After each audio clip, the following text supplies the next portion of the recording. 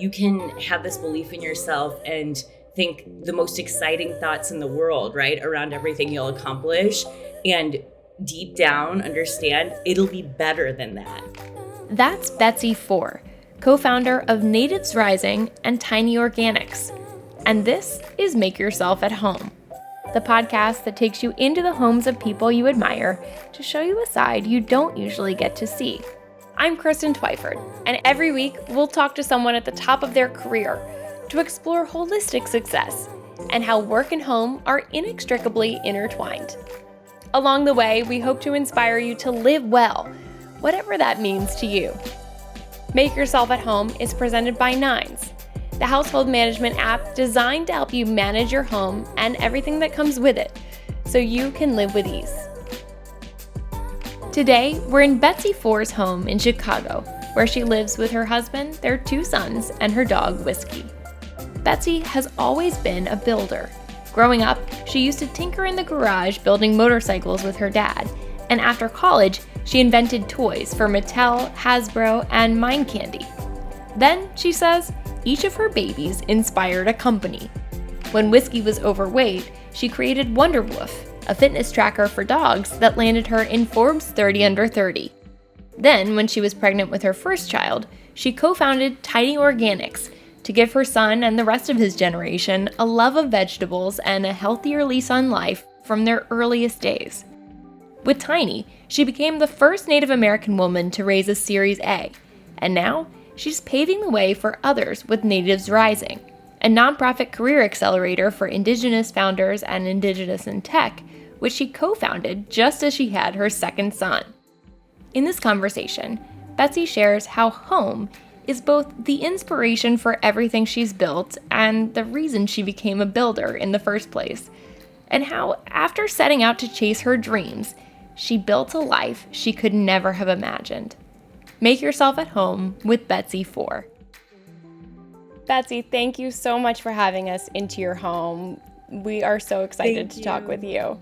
I am too. I can't wait. Me too. So to start out, why don't you set the stage for us? Tell me a little bit about your home and where you're sitting and why you love your home. Yeah. So where I live currently, I've been all over really, but right now I'm living in a house with a garden, which was always a dream to have a massive yard. I'm in Chicago, where I have my 2 boys here and my dog Whiskey, and my wonderful husband. So we've made a happy home here after many years living abroad and all over. Mm-hmm. And tell me a little bit about what home means to you.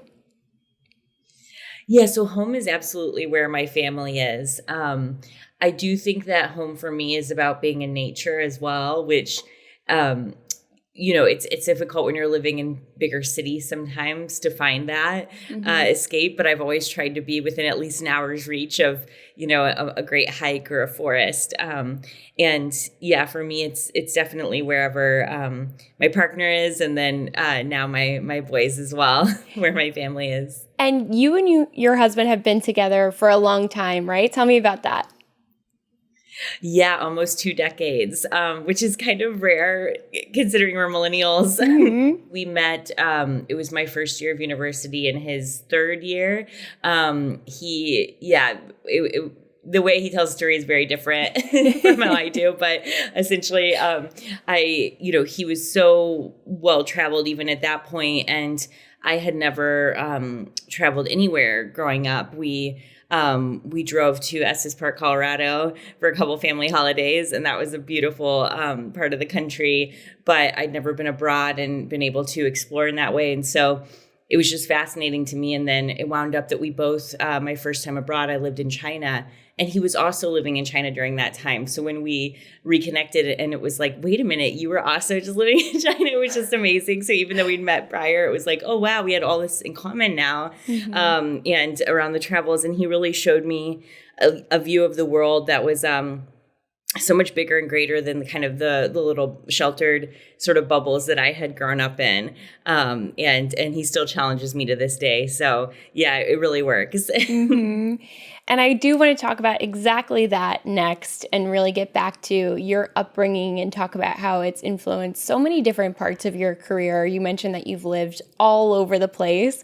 Your career has spanned so many different industries. You've invented toys, you created WonderWoof, you've founded 3 different companies now, including Tiny Organics and Natives Rising, now that you're working on that. So tell me a little bit about your parents and how they raised you and what your worldview was like growing up where you did. Growing up for me, it was in the middle of the countryside. I just remember always playing in the ravine with my brother, us having our shoes off all day.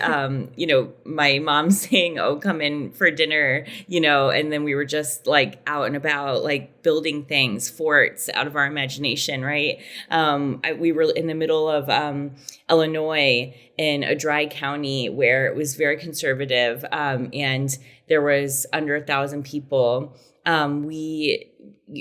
So we grew up from there, visiting my mom's reservation in North Dakota, Turtle Mountain, Chippewa, where she was born and raised. And between these two worlds, it was these little sheltered bubbles, essentially, of places where for me, when I first went to a city, it was Chicago.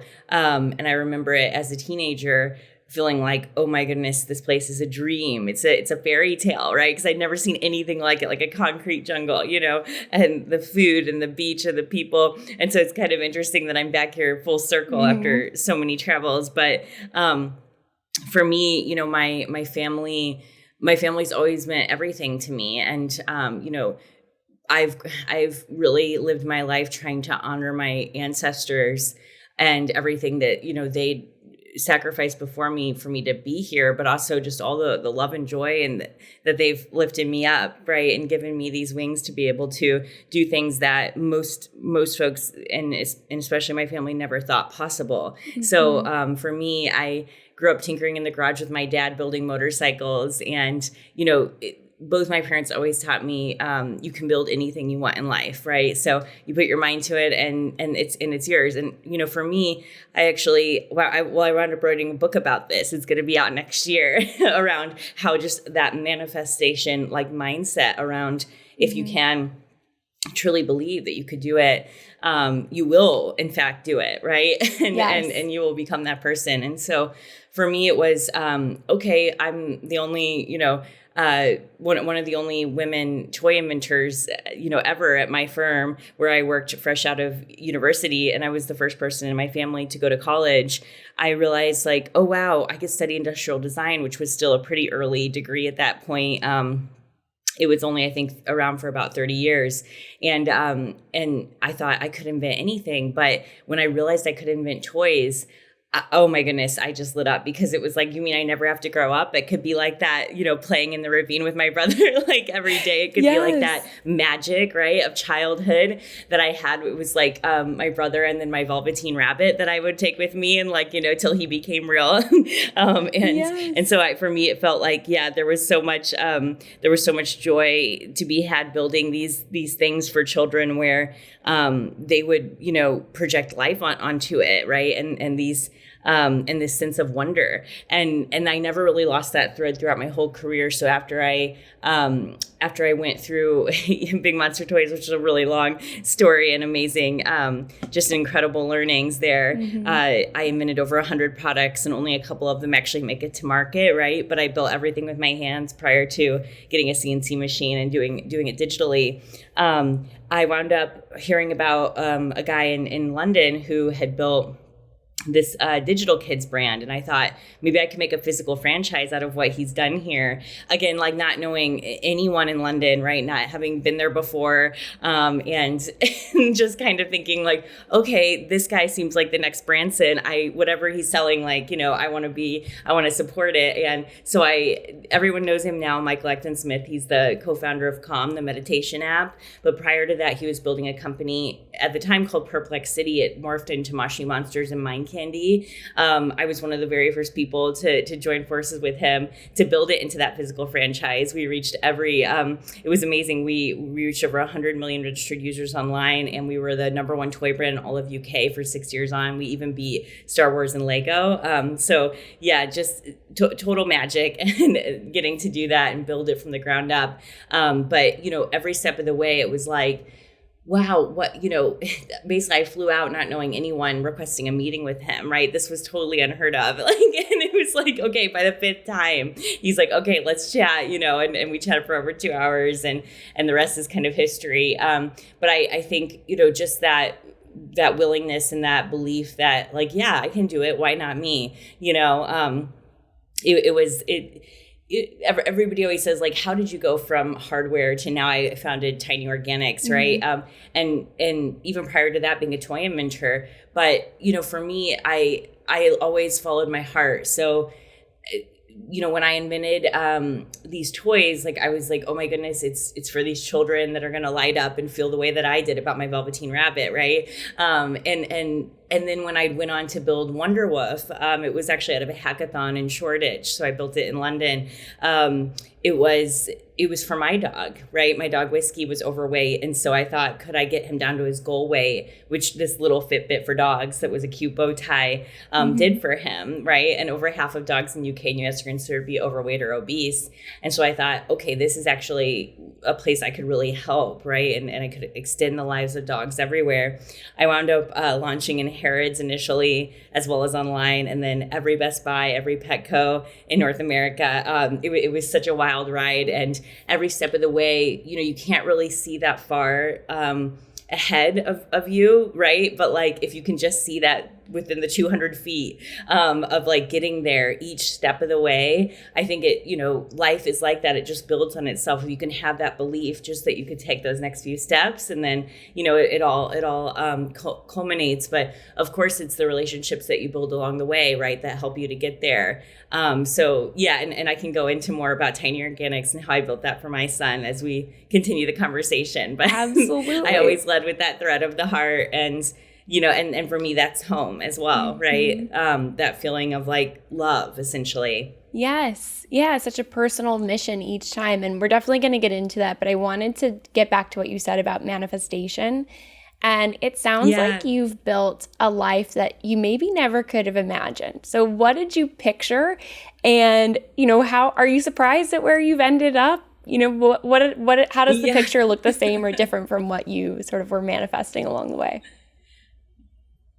That is such a great question. I think I never could have imagined where I ended up. And that's kind of when I'm working with folks, like especially some of my, incredible founders I've invested in and mentored. It's like you can have this belief in yourself and think the most exciting thoughts in the world, right, around everything you'll accomplish. Yeah. And deep down understand it'll be better than that, right? Like that's what's so like uncomprehendable. But it's like if you can live in that joy and that knowingness and that light of saying, okay, I'm going to do all these things that I'm super passionate about and excited in doing, which is such a great gift of being a founder. What you're creating, it just has this outsized impact that you can't even almost fathom, right? And I think if you're able to live in just a little bit of that knowingness of like it's going to be better, and for me, it's in life, it's like if it's not this, it's something better, and that's how it's always been. So even in the lowest points when you feel like, wow, like I've been a failure time and time again, like that's the road to success, right? But if you can take those failures and see on the other side of that the victory and the fact that it was something so much better. Like it was greater than I could have imagined on the other side, that's like the story of my life for sure. But I think I could never have imagined where I'd currently be. And just, I didn't even call it manifestation at the time growing up. I thought, I believe in the universe and I believe in God and something greater and a purpose out there, bigger than us. And so for me, it was a lot about leaning on that knowingness of saying like there's more, like there's something that's working in my favor to make these things happen, right? Like there's this force out there that's like allowing it to be. It's more of like a power, right? That exists. And if I can just put out almost like a prayer, like these wishes or these things that I want in life, that's all that needs to happen. And then when you detach yourself from the outcome is when like the true magic can unfold, right? When it can allow, like, it's so tricky because it's so much, especially as a founder, you really want to be in control, to do all the right things to make sure that, hit those numbers and, Yes. raise the capital and everything else. But it's like, when you can let go, it's almost like the opposite, but that's when the world just comes to you. You are a magnet. And I think as soon as folks can kind of realize that in life, the strongest force is love, the strongest power is love, right? And if you can just like try to emulate that throughout every thread of like what you're doing, like, does this bring me joy? Am I living in love, right? Then it's really kind of a great place to flow from and to feel like that you're working within the energy of the universe, right? That it's also working for you. Absolutely. And you mentioned earlier, I want to kind of continue on this thread, how your home has really influenced the things that you've chosen to dedicate that love and commitment to. So tell me a little bit about that intersection between your home and your upbringing and your faith and the things that you've chosen to work on in your career. Yes, absolutely. So I would say that culturally, I was raised to be very family oriented, very much like collective mentality. So, in Native American culture, we have relatives, and sometimes those relatives are your blood cousins, right? Like mine on the reservation or aunties and uncles, but it can actually be, it can actually be folks that are just within your tribe or within other tribes, right? That are my relatives and they feel like kin. And, it's something that the CEO of my nonprofit that I built, Natives Rising, she talks about quite a bit because she was one of the first natives in tech over a decade ago in Silicon Valley, building Facebook. And she had built out Natives Rising for indigenous folks in tech around that same time. And what's so amazing about the example that she set and how we view it, like, collectively, is really that, Danielle's my cousin, Danielle's my relative, right? Like is kind of how it's viewed. It's like this, okay, do I know someone who works at Facebook that could help with whatever, or even to inspire the next generation to be able to do something like that and work in tech? And that's kind of the beauty of the community, is that like she's a relative now for folks that are Native all around the nation who feel they can tap into that resource. And I think that's pretty rare, like that feeling of having these relatives who are there and want to support and come to your aid. And it's something that we lean into at Natives Rising quite a bit. We just launched this last year officially with Danielle and I combining forces. We'd actually met at an MIT Indigenous Women in STEM event, and I had fangirled her for years. I mean, she is like a legend when it comes to Native women leading and in charge and, in tech, but also building Natives Rising for the tech community. Our other co-founder, Hannah, and I had trying to build something for Native founders, right? So we were saying, well, what would happen if, and again, this collective mentality, like we joined forces and did this together to make an even greater impact. And then that's what Natives Rising has now become. So we're actually hosting our STEM camp in 2 weeks in DC, where we'll be at the White House, have an audience with Sharice Davids as well. And we're bringing over 35 Indigenous women in STEM to be at the steps of the White House, but also to tour Google, to tour Microsoft, right? To experience our programming and understand, like, wow, this is what my career could be. This is what I'm so hopeful to potentially do someday. And some of these, they're actually juniors and seniors in high school, and some of them have never left the res. So for them, it's like this huge potential of like what's possible. And I just think about my life and the first company I built that I mentioned, WonderWoof. Yes, I had the success from Mind Candy to try to build off that. But when I did go out to fundraise, the first kind of friends and family money I got was a $50K grant, right? And that's really typical, where like you wouldn't have kind of a friends and family round to be able to pull from or start something. And so, what that $50K is what got me here today to raise tens of millions of dollars for my companies ever since. And I think, that's what we're giving our Native founders at Natives Rising. And I think it's more of like the hope and the belief as well, everything we talked about, right? We do a lot of different programming around that. And then, for us, it's also giving those 50K grants. So essentially saying like, we believe in your business. We want you to have that, ability and opportunity to have the start as well. So we're really excited for all to come with Natives Rising. And yeah, it feels like the next adventure, right? Along with and getting to invest and and writing my book. So I've been just very much like fulfilled with this legacy work. Absolutely. And especially because at the beginning of this conversation, you mentioned how you wanted to honor your own ancestors. Now you're really paying it forward and saying, I'm paving the way for you and helping these people achieve whatever they can imagine. Exactly. Yep. That's amazing. I want to talk about how your founding of Natives Rising and your founding of Tiny Organics also coincided with some new beginnings in your life at home. So in each case, you were just having one of your sons when you founded one of these companies. And then you mentioned that WonderWoof was for your dog. So your own businesses have really been inspired by your own family. Tell me about how you navigated those new beginnings all at the same time. What was your life at home like, and how were the two different? Well, that's a great question, because with Tiny, it was pre-pandemic and it was just totally different where I had founded it in New York. So we were working in Manhattan, but living in Brooklyn. And I think, I don't recommend this at all, but I was like fundraising and founding it literally as Sebastian was being born. And so I only took like a few weeks with him, right? And then it was pre-pandemic. So you were just like pumping constantly right back to the city and working and, the whole thing. So even though I was building it for him, and he was, of course, like our initial taste tester and everything too, as we were building the different formulas and recipes.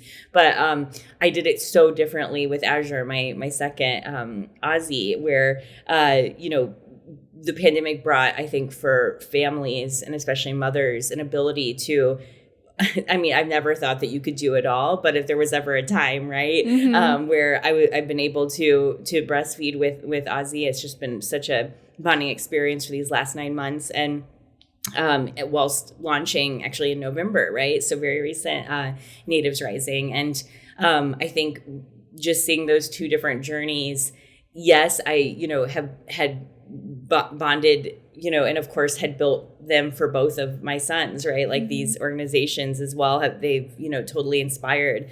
But I think I'm so grateful that I was able to do it from home with Natives Rising, from having the ability to not always leave, right? Like that I've never really been separated from Asher, from my second. So that's been amazing. And of course, Sebastian and I are very, very close as well. And we're actually building our next company together too. He wants to build a playset company. So we're, going to do that. And he's almost 5 now. So a lot of fun. Yeah. What an incredible experience for a 5-year-old. That's amazing. Yeah, it's really fun. He gets to go down to where my folks live, where it's like middle of nowhere countryside, and build all these things, right, with my dad the way I did. So it's really special. Yeah. That's so cool. And you're raising them in Chicago, in that big city that looked like such a fantasy to you as a kid.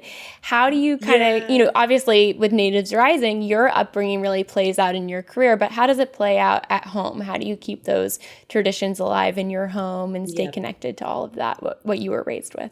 The way we're trying to incorporate traditions is from both sides of the family. And one of the reasons we'd moved to Chicago is to be next to my in-laws, who are from Poland, right? So Sebastian grew up also learning and knowing Polish as he was raised, bilingual. And we do try to get back there every year as well to visit my husband's side of the family. I think being able to expose him to that side, has been just so incredible and life-changing for him too.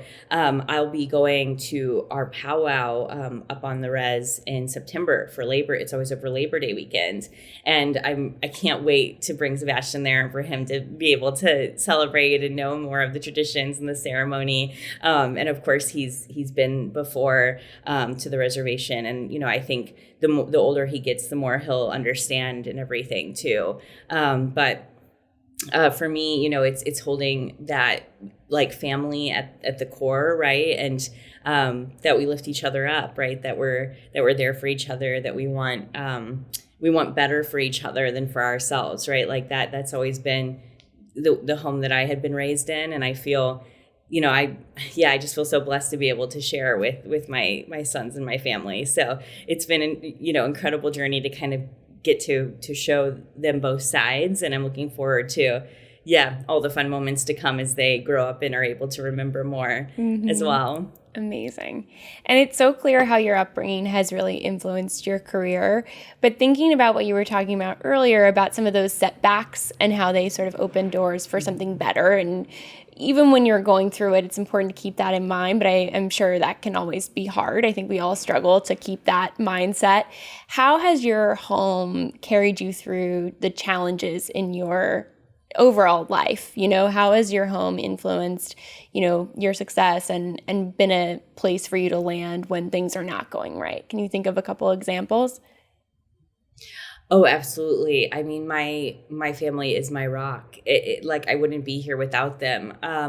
During the pandemic, we lived between just to get help with Sebastian whilst I was CEO of my, Tiny Organics. Yeah. We lived between my in-laws and my parents' house, right, for part of that year, just to try to figure out how are we going to do this, kind of moving out of New York at that point, to make it work. And, they've been there for me every step of the way. I mean, I wouldn't be here without my partner, right, who he and we've always been equals, and it's always been like trying to elevate each other in our careers. And he's totally opposite, from me in every way. And it's been great. In one time in particular, I'm thinking about, when I was pregnant with Ozzy, and I was like, oh my goodness, there's so much happening. It feels like, how will I be able to, as a mom, like get to this and like, be able to execute and know what to do.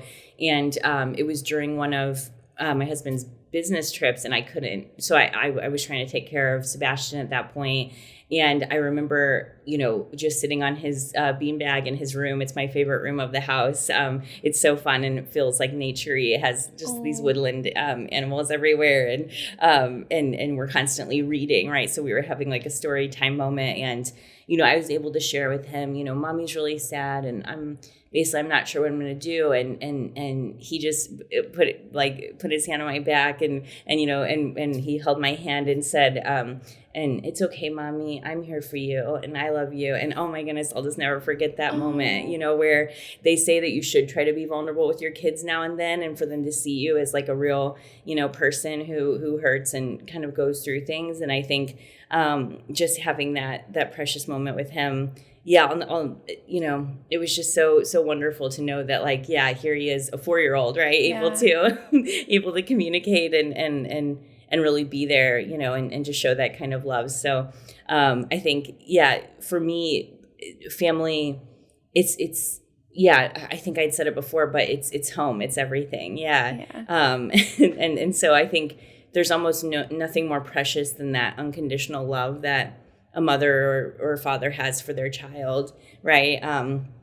I feel it's the only really unconditional love that you see here on this earth, in terms of like, no matter what, like I'm gonna adore you. And I think, I think that love is what can carry generations through, the hardest of times, and especially, culturally, when we look at, and we could get into way more, but just, so many folks in our nation and what they've had to go through. It's like there's a lot of intergenerational trauma. And I think when you can just shower it, when you can try to encompass it with love, that's really what we're trying to build at Natives Rising as well. And it's what I try to exemplify in my home. So and and it was not easy even having my boys, right? That's a whole nother conversation where they're both miracles, but that I'm so grateful for. Absolutely. It really, you just seem to live with gratitude and with love and sort of devotion in so many different outlets of your life, which is such a lovely example. It's so nice. Oh, thank you. Moving forward, thinking about holistic success, in your career and in your life and in your home, what does a successful, meaningful life look like to you? Yeah, I actually think like success is doing what you would be doing regardless. Yeah, regardless of anything else. So basically, if you can live a life where you get to do what you love, I mean, I know it sounds cliche, but it's something like I was reading the other day, even Jerry Seinfeld, obviously, as we all know, went back and did right after all the success of the sitcom, right? Like he just went right back to those Comedy Sellers. And it's like, not paying that much, but it's making the room laugh and it's doing what he loves. And I think, I just think that's, prime example. But, I mean, I look at my dad and it's like he's constantly tinkering in the garage with motorcycles. He races motocross every weekend against guys my age and wins, right? Even at his age. And so it's just phenomenal. But I think when you have a passion like that in life, that's real success. Like that's winning, right? Is being able to live out your love and in that way. And then, that dream that almost you'd had as a child, right? That like, what if I could just make people laugh all day? Or what if I could just ride motorcycles all day? Or, for me, it's definitely that joy of getting to, honestly, now as an investor, I see it as like that joy of getting to empower others to build something that they really believe and like, want to make that greater impact for. So that's how I see kind of living out my life and legacy now. And what I would want to be doing regardless of any kind of success or money. So, yeah. Yes. Well, this has been an incredible conversation. I want to get into our lightning round of fun questions. Yeah. So to start out, what's one tradition or ritual that you keep in your home that means a lot to you? So the one ritual that we do every single day is a moment of gratitude before bed, and we try to do it before meals as well. But something that really shaped my thinking when I got into meditation, probably when Michael was founding Calm, right around that time, I realized that if you could go to bed with gratitude, with just a few thoughts of like amazing things that happen through your day, it shapes your whole next day, right? Because your subconscious is what winds up playing out in the next day and the day after. So, I'm trying to instill in the boys like this, heart of gratitude that they could have around anything, right? It could be about anything at all, but just that giving of thanks is important. Absolutely. I love that. What's something that you treasured as a kid? Well, I'd mentioned it before and I'll say it again because it is so symbolic to me, but the Velveteen rabbit that my grandma had gotten me at Goodwill. So it wasn't even velveteen. It was just this rabbit that was actually like a puppet. And I absolutely adored that rabbit. I thought, oh my goodness, I'm going to love this so much for so many years, right? That he will become real and he's just going to hop away one day. He now lives in my son's room.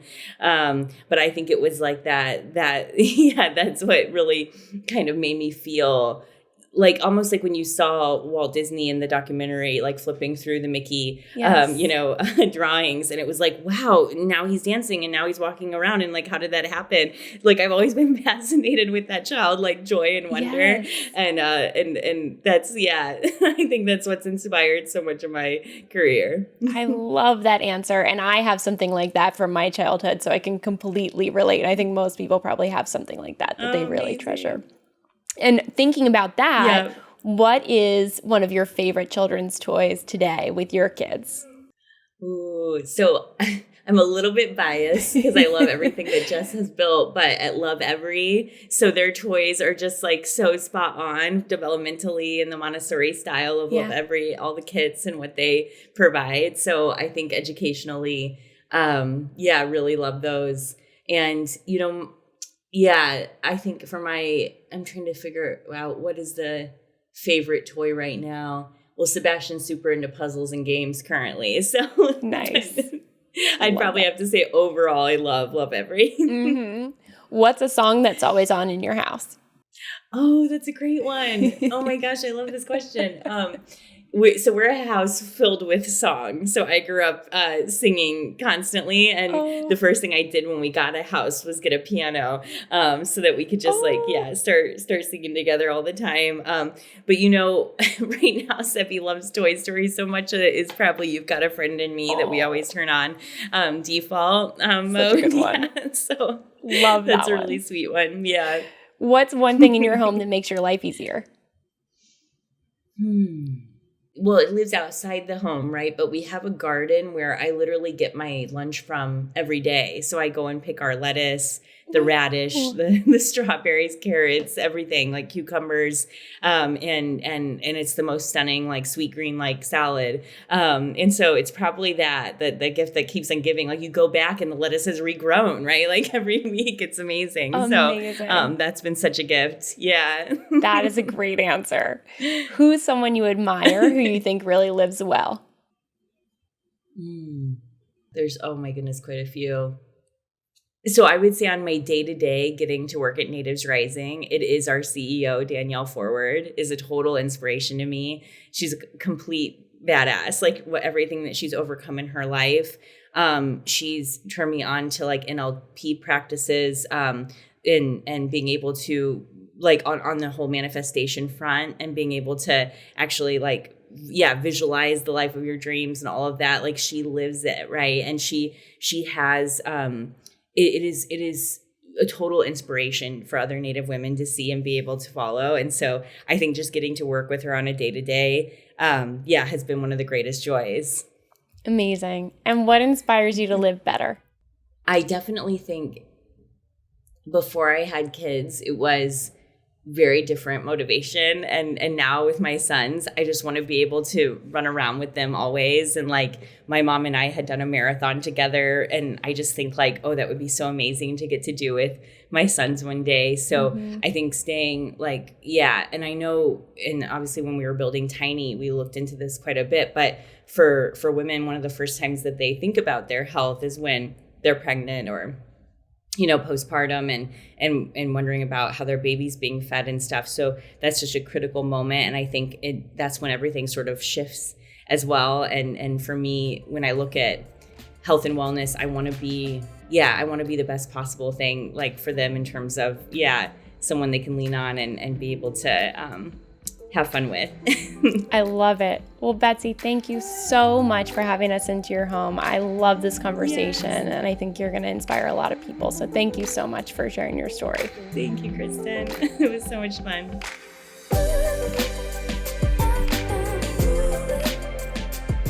Thank you to Betsy Fore for joining us today. Follow along with Betsy on Instagram at Betsy Fore and at natives.rising. I'm Kristen Twyford, and if you enjoyed our conversation, I hope you'll subscribe to Make Yourself at Home and leave us a review. Make Yourself at Home is presented by Nines, household management software that helps you manage your properties and everything that comes with them, so you can make the most of your time at home.